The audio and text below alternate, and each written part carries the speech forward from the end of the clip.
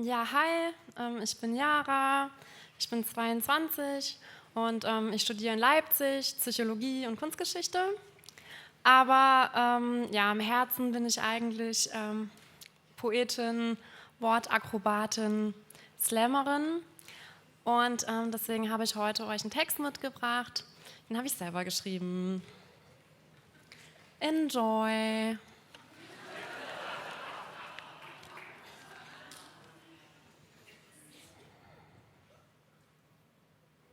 Ich will unbedingt Gedichte schreiben, kann aber schlecht nur Reime leiden.